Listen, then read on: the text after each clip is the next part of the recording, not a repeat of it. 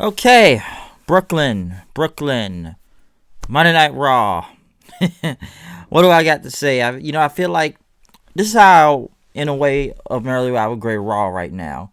It's like we started up here, then we kind of got to here a little bit, then we kind of went all the way to the bottom, then we kind of came nearly back up somewhat all the way back up near the top, depending how you want to grade it in that. But that's how I would say. It's like, you start up here, then you kind of get to the middle in a way, then you go rock bottom, and then you somewhat kind of, recover yourselves in the end to boost back up. Wow, this show, I tell you, like, oh man, I got a lot to say about this show. Monday Night Raw tonight, Brooklyn, New York. This is technically a go-home show before Elimination Chamber, but it sure didn't feel like one, okay?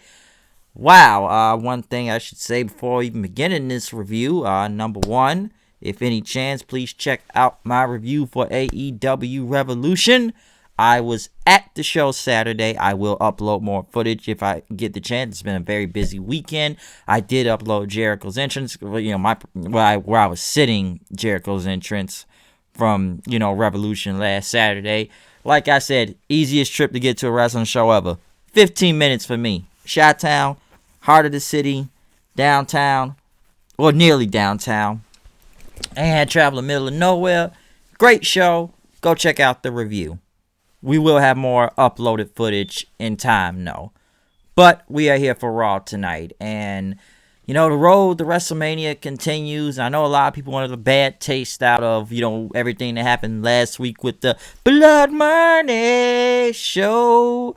Go check out that review, too. I had a fun time doing that. I wasn't even as mad as many people. I just laughed at how bad it was. But, what do we got tonight? Monday Night Raw tonight. We kicked it off with Paul Heyman and Brock Lesnar coming out.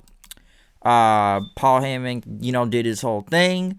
And he says, I can't do it. Because, his job is to come out here and hype up the fans for WrestleMania. But this is what got me when he said this. He said, this is the most stacked WrestleMania lineup in decades.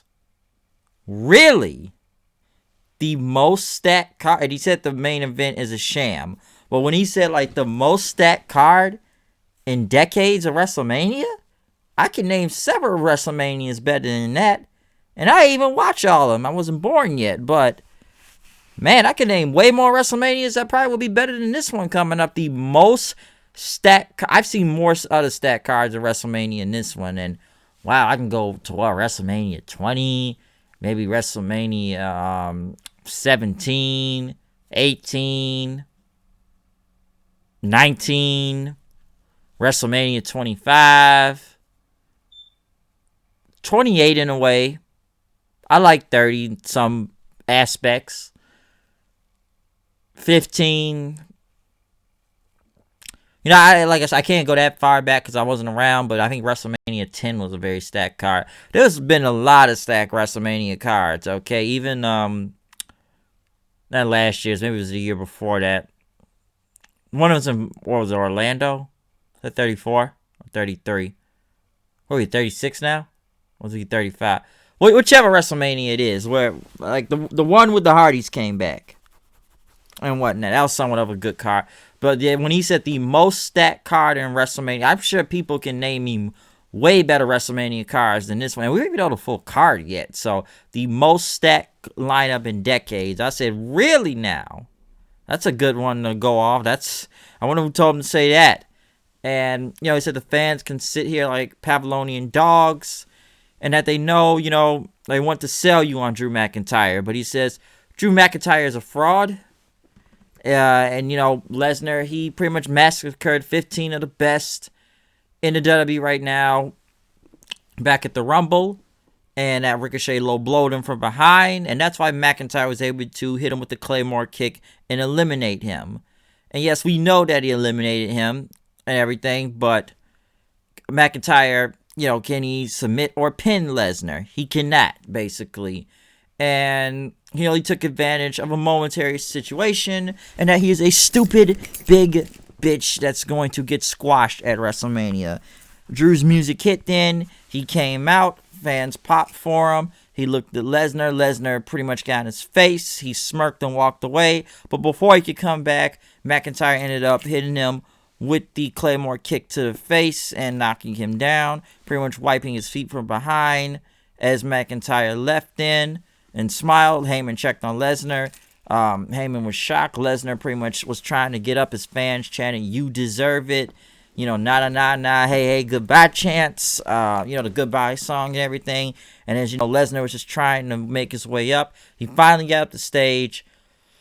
Drew put him down with another Claymore kicked in after that. And he told him to get up again. Fans chanted, "Holy shit." They popped for him after that. And they said, "One more time, one more time." He hit him with a third Claymore kick as fans chanted Drew. So, great opening segment. Drew was really over right here, especially against Lesnar, kicking him down 3 times. Now, I know a lot of people saying this now that he may not win WrestleMania, and just the way how they did this, because it could go off, could have went by 1, but when he hit him with 3 kicks, some people believe that Brock will most likely win at WrestleMania now, just given that situation. But I thought this made Drew look strong, and it's still weeks away from there. But right now, I thought that was a great segment. People are behind McIntyre a lot, especially beating the crap out of Lesnar out there, just kicking him 3 times.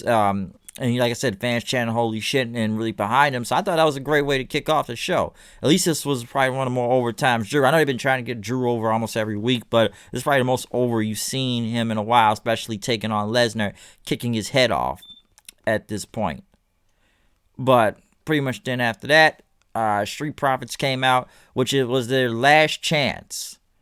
And because if they cannot win this, they cannot compete for these tag titles again.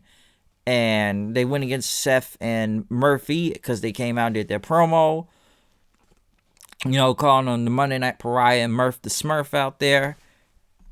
Seth, Jesus himself came out with Murphy, his disciple and whatnot. This was a good tag team match. And I was entertained by this too. Now, I know it's going to be some things that don't make sense, but I actually like this match. Let me just say one thing. Montez Ford is just insane. The dude just got hops, man. I've said it before. The guy just got hops. Even at the beginning when Seth and Murphy caught him, throw him into the steps.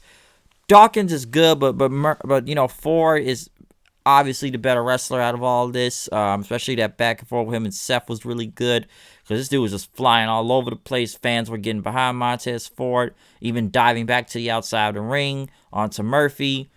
Rollins called for AOP to come down as the referee was distracted, but the ref saw AOP. Next thing you know, Kevin Owens came in, hit him with a stunner. Crowd was going crazy for that. Murphy tried to get back in, but Dawkins took him down with a pounce into the timekeeper's area. Ford hit a big frog splash. And like I said, the guy just has hops, man. Almost like high as RVD when he does his 5-star frog splash. But he went very high in the air, won the match, and now the Street Profits are the new tag team champions. They celebrated in the crowd. As the fans held out their big, the red solo cups and everything. Now, there's some things that probably don't make sense now. Number 1, they just had a title shot literally last week at the Saudi show and lost. Number 2, it's not like there was really any build into this or they chased the titles or anything. They just got handed another title match and it said last chance, which in a way I somewhat figured they was going to win in some type of way. So, they did end up winning the match, but I was entertained by this match, though. Let me say that, because, like I said, you can go on and say it was no build. You can go on and say that it doesn't make sense, but they say it was now or never, basically, if they win the match. So, one positive thing I will say is that at least the tag team titles are on an actual tag team. Now, I know the Street Profits haven't been booked well in the many months. Most of them just sitting there doing promos in the back or just beating these random job teams half the time. But this match was very entertaining. I actually liked it. This was actually a positive. I liked this match. Like I said, some things aren't going to make sense of this, but at least the tag team titles are on an actual tag team, okay?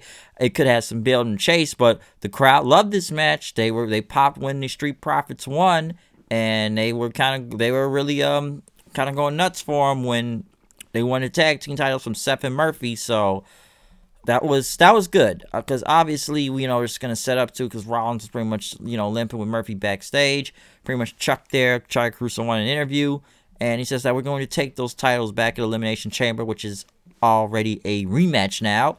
So I wouldn't say they'll win them right back, but could happen. But Rollins says he's going to get Kevin Owens. Obviously, this may be a way, especially with the belts off of Seth and Murphy now. This is most likely will have a match with Kevin Owens and Seth Rollins at WrestleMania. So expect that to happen.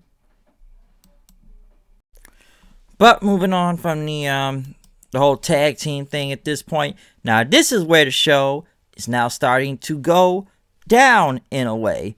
This is where, oh God, because after a very good tag team match, this is now where the crowd kind of dies. Roderick Moss versus Ricochet.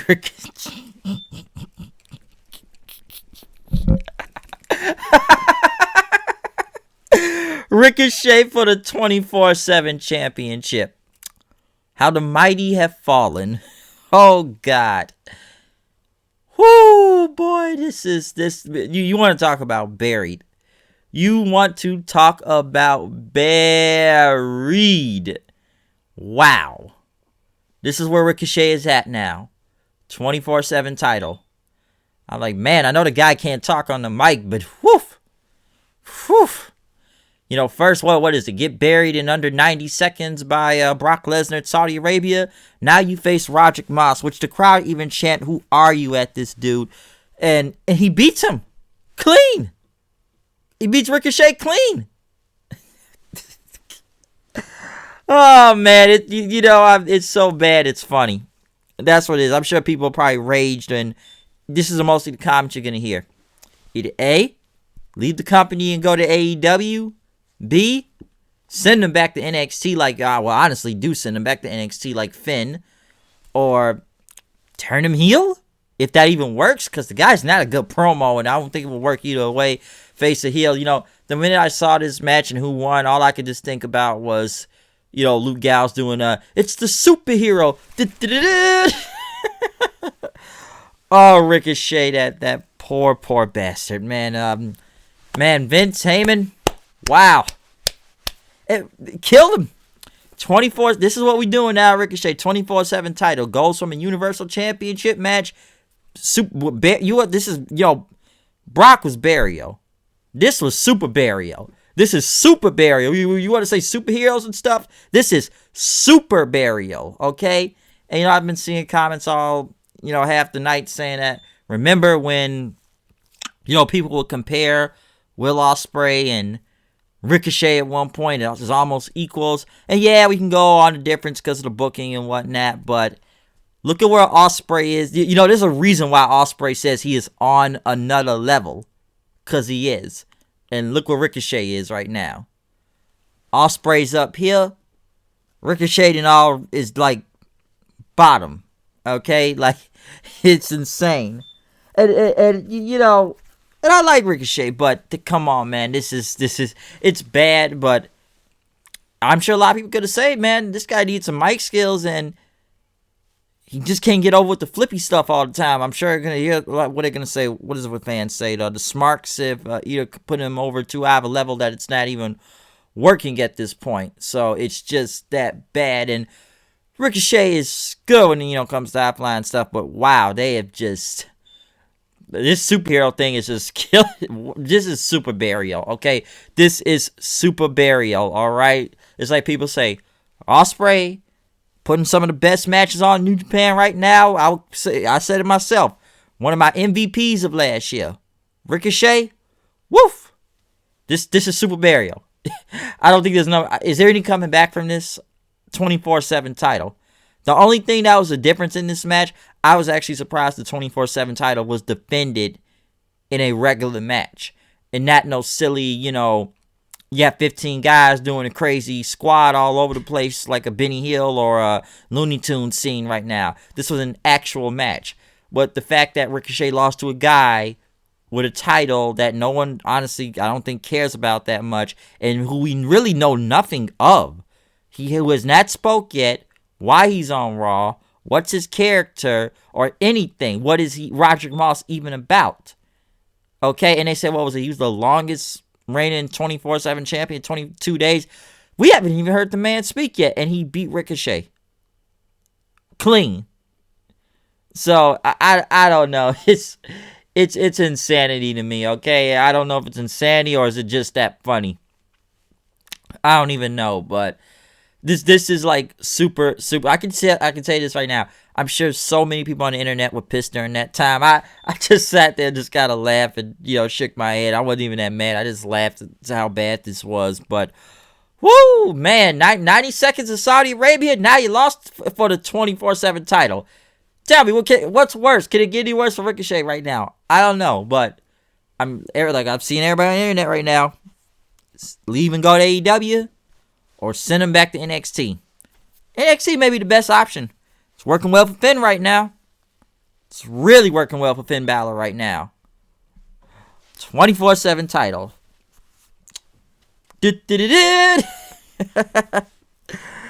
Holy shit, that was so bad though. The superhero. Dead. Okay, what else we got going on then? What are we in the second hour now? AJ Styles is in the ring. Talking about what happened with the whole Undertaker thing. Say he's not in a good mood. He said he should be holding that trophy. Undertaker took it from him. Fans chanted Undertaker. And then AJ Styles talked about Mark Wahlberg. Then they played on there.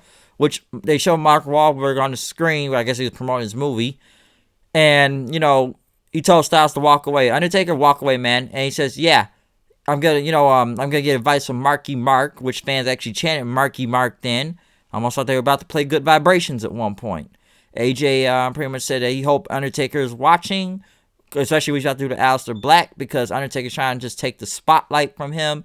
He's a legend that's just trying to hold on to something, and he's not gonna get far against him. Aleister Black came out, but next thing you know, we got a bait and switch, basically. Oh, no, you didn't read the contract. You're not facing me. You got to go through Carl Anderson first, which that's not really much because Gallows and Anderson lose all the time to anybody in a singles match for AJ, which he did losing with a black mask. And he says, nah, you can't face me yet. You got to go against Luke Gallows. Other than them doing a big kick thing, of course, it ended up with, I guess Gallows got disqualified for pretty much going over the 5 count. They ended up in the Magic Killer on him. And then Styles ended up going against Aleister Black in the end, which, fans chanted Undertaker several times throughout this match. And AJ pretty much was beating the crap out of Black as he was trying to survive. He hit him with a big bloody Sunday or a brain buster. And then he hit the phenomenal forearm. And then he covered him like the Undertaker for the win. So, yeah, Gallows and Anderson are not really worth much because, they're going to both get beat before they get to, AJ and everything. So, yeah, no one cares about them. But this was a bait and switch of a match they waited for. And, of course, they were going to announce it for this Sunday at Elimination Chamber, which is not a no disqualification match. So expect a lot of stuff to go on. Maybe Undertaker makes a save. Most likely a 3-on-1 could happen, or it is a 1-on-1. But at least we'll get the real match on pay-per-view technically on this Sunday for AJ and Black. But a bait and switch right here after he was beaten up. They interviewed Ruby Riott backstage, talking about Liv Morgan and Sarah Logan as the referee. And, Ruby pretty much says she's only responsible for herself. She has the ability to strike at any time, like she will do at Elimination Chamber because there are no friends. Ruby Riott winning against Liv Morgan. Liv Morgan's music like it was just made, which didn't have a bad beat to it. But Logan was the referee. This crowd honestly could not really care about this match or any of the Riott Squad in general. Ruby got pissed at Logan at the time throughout the count until she pushed Logan. Logan pushed her back, which, she did the fast count for Liv Morgan. Ruby attacked, pretty much got in Logan's face, but Morgan took her out. And then Logan pretty much kicked Morgan. Honestly, none of these women are going to be winning the Elimination Chamber match this Sunday. And I don't think a lot of people care about the Riott Squad in general. But, hey, that's the match. They probably oohed and ahed a little, but that was it. Oh, this next. Get ready for the payoff here, people. No Way Jose. Didn't know he still worked there in his conga line. They see Eric Rowan. He says, come on, man. Let's see what's in the cage. And it's like, okay, since you asked nice. He pulled a giant spider, which either A, mechanical toy spider, or, well, I'm sorry, it was a giant tarantula, let me say that, not a spider, but a tarantula, and it was either A robot tarantula, or B, a fake one, which it looked real, but it could have been a robot most likely. So that was the payoff. And I was speaking to my neighbor about this yesterday, and other people. He was in my other friend. I guess he was like, "What was ever Eric Rowan's gimmick, huh?" Because even my friend, he actually listened to what was he telling me yesterday? Like, he was listening to Cornette's podcast, and he even said, like, "What's his gimmick?"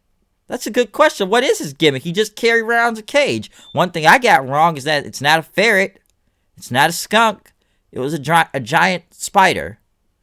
And obviously this was the payoff. The spider did not do anything. I'm sure many people thought they were pissed. I kind of stopped caring after a while, but I kept saying it was a ferret several times.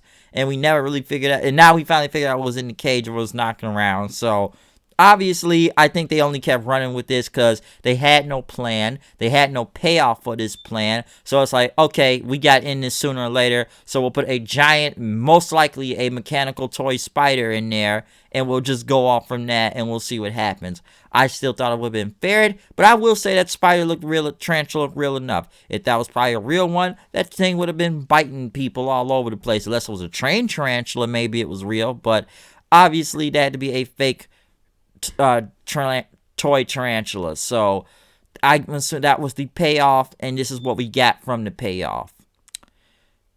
Asuka and Kairi Sane came out, cut a promo. Asuka pretty much saying that Baszler is lucky she is not facing her tonight. She spoke in Japanese. She said that Kairi is hungry. Baszler came out. Baszler versus Kairi Sane. I would say NXT TakeOver rematch. If you remember that matches from TakeOver. I'm surprised this match went on a long time. Number 2, both of these women are heel, by the way, also. So who do you really cheer for? Baszler was mostly dominant throughout this match. Joint manipulation, stepping on Kairi's arm, wrenching around on her leg, ankle, everything. Just kicking her all over the place. Asuka tried to help, but still she dominated Kairi. Becky Lynch's music hit, which for some reason this girl, Kill Bill Becky right there, wearing these sunglasses and this giant yellow coat. I'm saying she's either Kill Bill or she's trying to be a pimp now, or I don't know where she was going, or looking like Elton John, and then she's on commentary, which that kind of got annoying. She's got the king's hat, so she's the man, the king, the man, king, man. I don't know, okay? The man, the king. I have no idea what Becky was wearing out there, even what she was saying on the microphone at the time. And I guess this match went on so long, the fans almost actually started chanting, this is boring almost at the end, until Baszler hit the careful to clutch after dodging the insane elbow after that. And then she pulled Kairi back in, choking her out, and Becky's just yelling, "I'm the man, you're not gonna beat me, you're not gonna beat me, I'm the man, you're not gonna beat me, all the man comes to collect, yo, who's the champ, you wanna fight, I'll fight you right now, come on, you wanna fight, I'm seeing more and more of this Conor McGregor impressions more and more, I honestly do, okay? Austin's bad enough when people compare that, but now I'm seeing more of the McGregor stuff too. But it just came off very, like I said, this is where the show is just going to its bottomest part at this point, okay? Because I don't know what she was doing out there, but she's either, I don't know, Elton John, or she looks like someone from a band, or someone out of the 70s. I don't know what Kill Bill Becky. I'm surprised she just wasn't Kill Bill again. But now she's trying to look cool, like the man comes to collect. I gotta wear Lawler's crown. I'm the king, the man, king, the man of the king of the man. I don't know what this is supposed to be, but I just kind of got very annoyed by Becky on commentary. I can see why more and more people say she's either lost her cool factor, and they are just hoping and praying and waiting for Baszler to take that title off her at WrestleMania. Because in a way, she's almost coming off as a try-hard half the time. Yeah, you want to go? Come on, I'll fight you. Come on. You want to fight? Oh, the man's come to collect, man. The man's coming to collect. I'm coming to fight. Oh, yeah. Yeah. You want to fight? Yeah, she's not tougher than me. Baszler, come on, let's go. Just pulling up the title and wearing the crown, and just all over the place. I felt with Becky, just trying to be as over the top as she could be on there. Okay, that commentary is either annoying or funny. You know, I laughed at the giant spider, but I was a little bit annoyed by this. Now, this is where actually the crowd gets good a little bit more, because Rey Mysterio and Humberto Carrillo versus Angel Garza and Andrade Cien Almas. They came out. I know Vega was out there. This was a very good tag team match. Got a lot of time, especially through 3 commercials, but this was some really good stuff out there. Let me say that. These guys are doing just big dives. Humberto, of course, especially on to Almas outside. Ray, too. Fans chanting Eddie several times because Ray had an Eddie Guerrero t-shirt on. You know, fans chanting for 619, trying to go for Garza, but, you know, Garza able to get out of there. Almas pretty much broke it up. Even him with 3 amigos. Ray got the third one and went for Carrillo then. And you know, Carrillo hit a big kick on Almas then, drop kick. Carrillo was going up top, but Almas pretty much stopped him there. Was going to go for the double knees. Did not work. Of course, he does his thing in the ropes, you know, be tranquilo. But Garza pretty much did his pants thing. But, you know, Carrillo took the pants, took it off of him then after that, and knocking him back. Ray was back in. Of course, he's got to hit that big Canadian destroyer on, you know, Garza. Crazy Hurricane Ranas by Ray. Ray was going in out there. Let me say that too. Ray was a beast. All right. Ray hit you know, Hurricane Rana onto Garza. He set him up for the 619, and then he put Almas in there. Double 619. Did a big another Hurricane Rana on Garza outside. Carrillo hit a big moonsault. This actually woke the crowd up. Fans chanted, "This is awesome." Like I said, 619 chants behind Ray. This is one of the match that this is where we kind of got back to the higher part of the show. So the crowd's actually going nuts for that there. So that was a very good tag match. Very good. Especially they got nearly 20 minutes out there to eat up time. I enjoyed it. That was actually got me more. That actually put interest back to me in the show at this point. Because I was just kind of watching, but I'm like, okay, this is a pretty good tag match. I enjoyed that.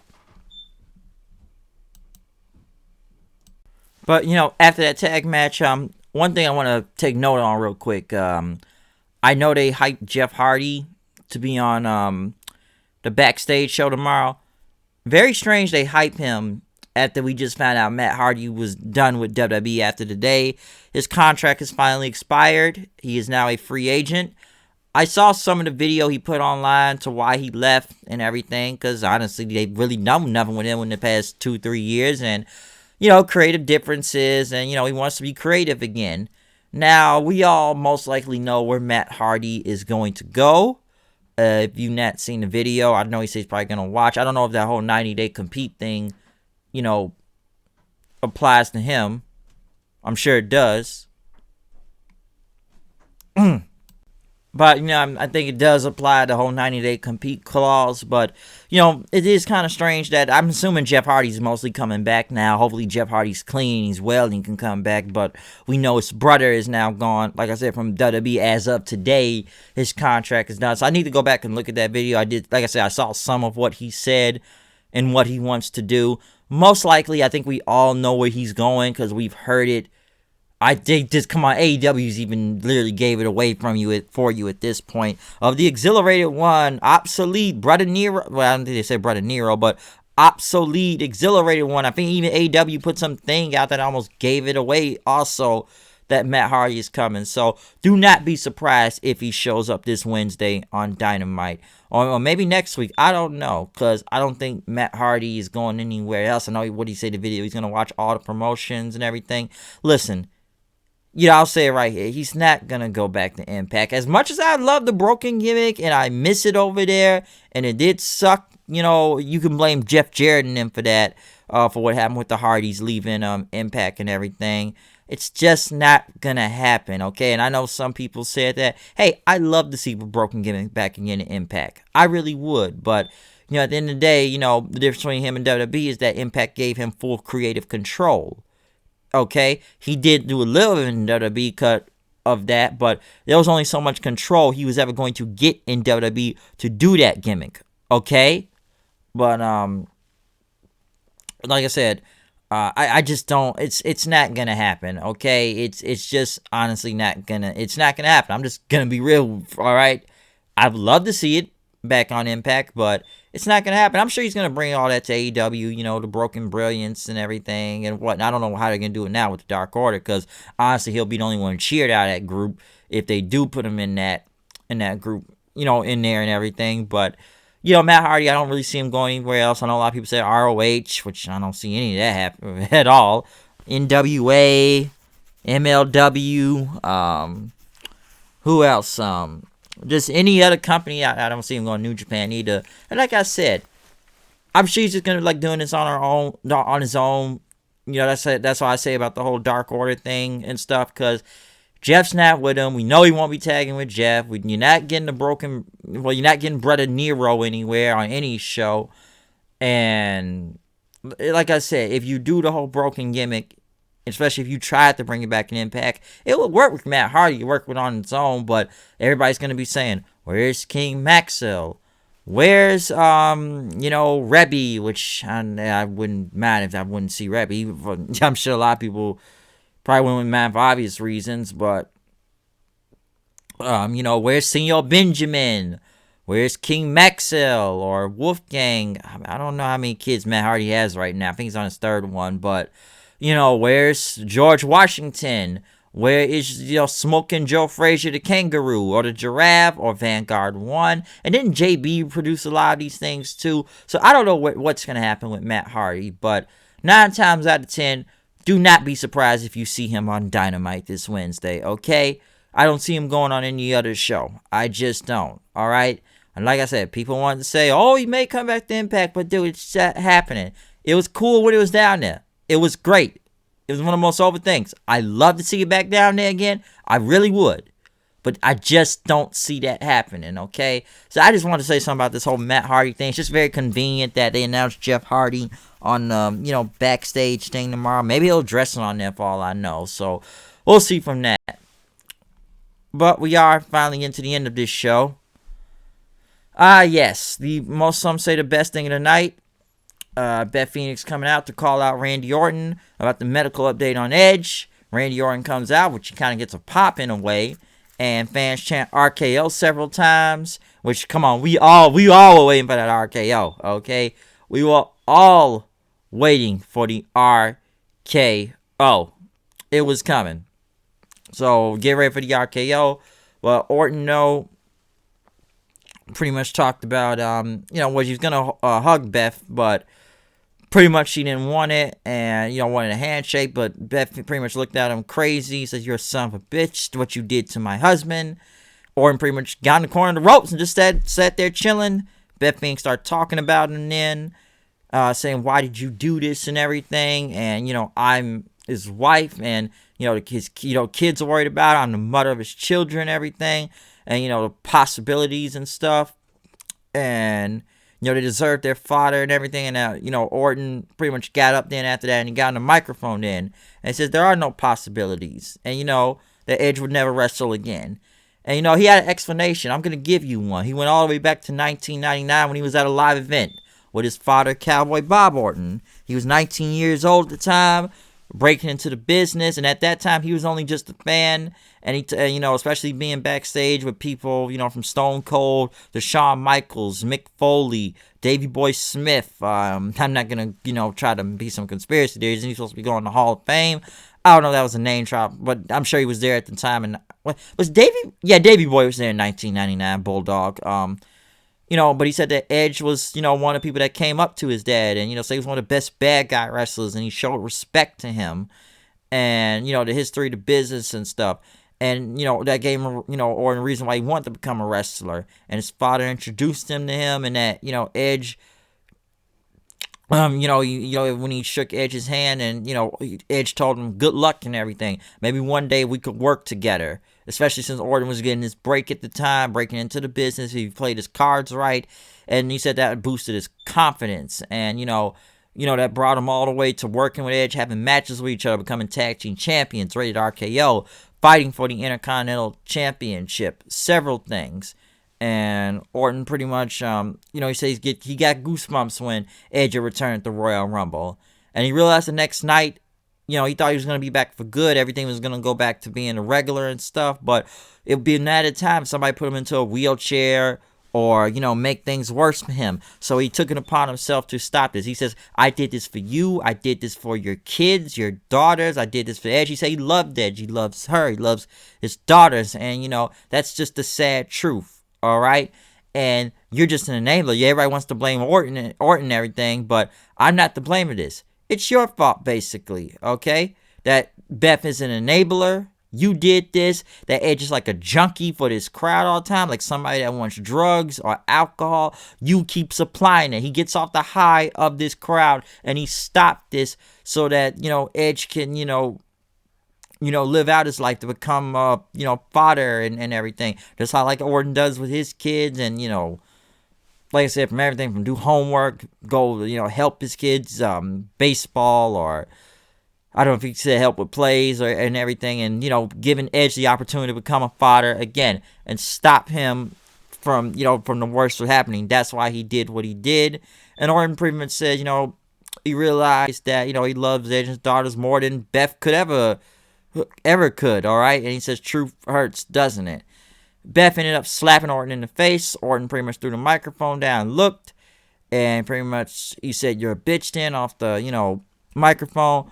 She kicked Orton in, and then boom, RKO. Fans started to pop. Come on, fans were trying RKO throughout half of Orton's promo, so we were waiting for that RKO to happen because they ended up showing one guy in the crowd, two guys, I believe, clapping their hands and popping for it. Then they got showed the ones that either looked shocked, which may be a planted fan, and then to a far off shot from the crowd. Then other wrestlers pretty much came out to check Beth Phoenix, Natalya, Hawkins and Riot, their Edge shirts on, Truth, Mysterio, and others, as the broadcast team was shocked, and they called Orton son of a bitch for what he did, and that's going to pay for that. So, will Beth Phoenix be on NXT on commentary this Wednesday? Maybe. But the biggest thing out of this segment was we were waiting for this RKO, and this was great. Now, I know some people may have thought this was long, but Orton was great on the mic here, and this is probably one of the best things you have on this show right now, is this Orton and Edge thing going on, okay? So, this is probably one of the, like I said, one of the best things throughout the night. So I was waiting for the RKO to happen, okay? I don't know why I see people trying to say it was going too far. Listen, man, you ain't watched wrestling long enough. Women have been RKO'd before, okay? So this was no exception, all right? And I was waiting for it, and people popped for it, and it was great, okay? It was great. I know they're milking this as much as they can, especially going to WrestleMania. I don't know when Edge is going to pop back up in that, but this was a great segment, and Orton was very great on the mic here. Probably one of the best segments of the night. It's like I said about this show in the beginning. We started up here, then we kind of started getting to the middle, then we started going bottom and bottom and bottom and bottom, and then we rose back up when we got to the tag team match between Mysterio and Humberto going against Garza and Andrade. And now we get back a little bit more to the top with the Orton Phoenix and, Orton RKO and Beth Phoenix to the ground. Okay, so that was great. So Raw, like I said, Raw was at one of these up things, and it was going to the bottom. Then we got back a little bit to the up. Was there really any hype for the Elimination Chamber this Sunday? Not really. Yesterday now matches, yes. But no one didn't really talk about it that much. I didn't say they were in the Elimination Chamber. Or they announced last matches at the last minute, like the tag team title match, or, Black versus AJ. Like I said, we had a title change tonight. Drew kicks Brock's heads off. Phoenix gets RKO'd. Very good tag team match. A lot of the rest of the shows either filler the bad, like the mechanical, most likely a fake spider, or a tarantula. The bait and switch between AJ and Black, which was still getting the match this Sunday anyways. Baszler's match just went on long that the fans trying to chant, "This is boring." I'm almost surprised she didn't beat Kairi Sane even quicker. Becky just looks weird and trying to be a tryhard on the commentary and whatever, like this Elton John or the big Kill Bill Becky herself with her sunglasses and giant mink fur coat or something, almost like she's trying to come out here pimping or something like that. Riot Squad, don't really care about that much. Yeah, that's Raw for you when you think about it. So that's what I say about this show. You start up at a little bit at the top, and then you kind of start going all the way to the bottom. Then you kind of recover and rise yourselves back up. But other than that, I'm done with this review for Monday Night Raw. Okay? So I'm going to go from here after this. So other than that, comment, subscribe, tell me what you think about this show. Follow me on Twitter at Hoodie9890. Check out any other reviews that are up, like my AEW Revolution review throughout the weekend. I will try to upload a little bit more footage from my time at the Wintrust Arena from Saturday and everything. So, yeah. It was a great night that night. Trust me, I was there and I told them my experience. You can watch the review for my full experience of what I did down there, okay? But we will try to upload a little bit more footage of when I was at the event. But yeah, that's Monday Night Raw for you tonight. Like I said, you start up, you go down, then you go back up. So I was a little bit on the up and down of the show, but I will say one thing: Brooklyn was a hot crowd. Brooklyn's always a hot crowd, so Brooklyn kind of kept you a little bit more interested, just given their crowd reactions. But they were starting to turn on that show. They really were, especially when you get the chance of This Is Born or Silence, or No One Doesn't Really Care throughout a lot of these segments through the show. But Brooklyn's a hot crowd, all right? But other than that, I'm done with this review. I will see you tomorrow night for my review of Impact, okay? So other than that, I'm out of here. I'll see you guys later. Peace out.